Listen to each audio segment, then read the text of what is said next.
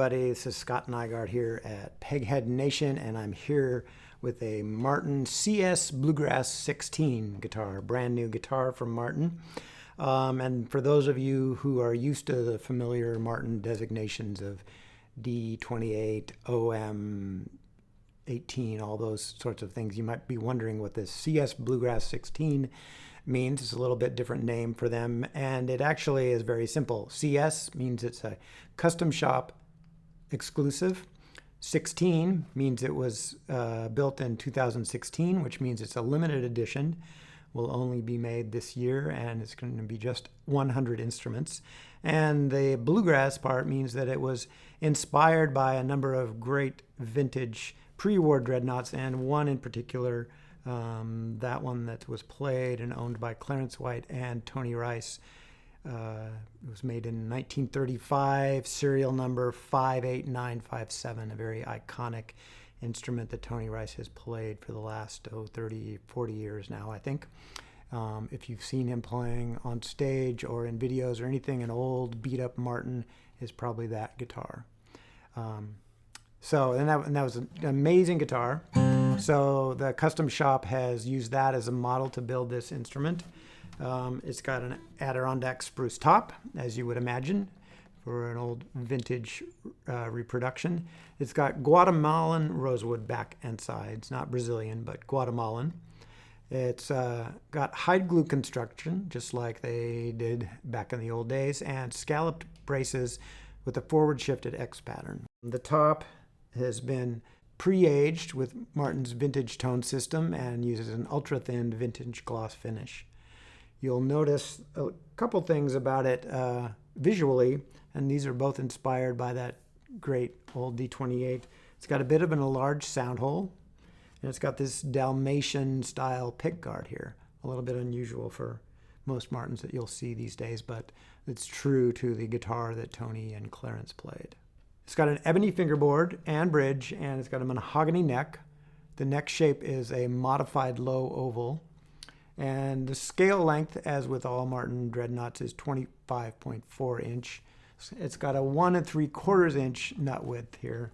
Most Martin dreadnoughts would go between 1 3/4 and 1 11/16. This is the wider version of that.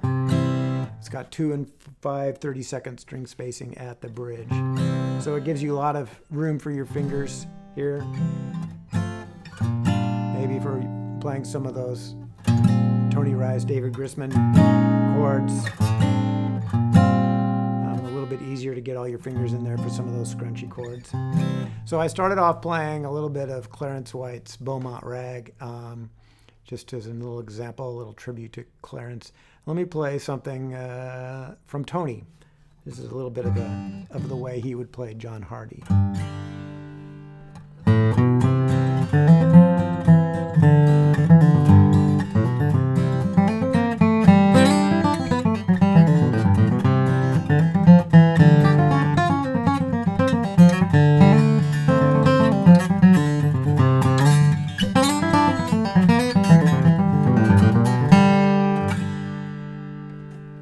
So I don't know if you can tell there on the video, but this is a very loud and punchy guitar.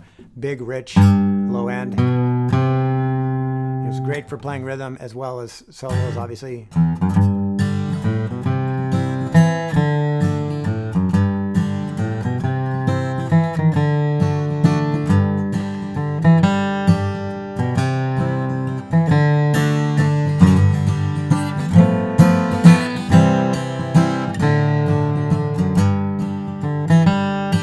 So it's nice and big and bright, but also really fat, low end and mid-range.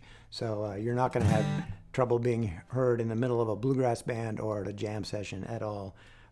Get up the neck a little bit.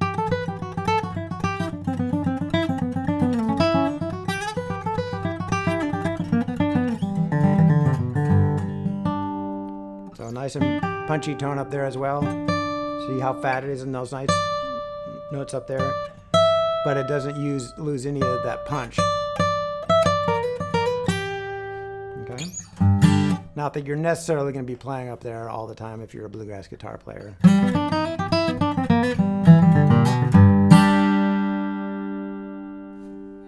So you can hear that nice, great punch there. So there are a lot of great vintage style dreadnoughts out there these days, and all sort of started with Martin 100 years ago or so. They've built some iconic instruments over the years, and this guitar proves that they are still building them. I'll go out with just a little bit of a fiddle tune. If you're looking for a good bluegrass guitar, good vintage style bluegrass guitar, this is definitely one to check out.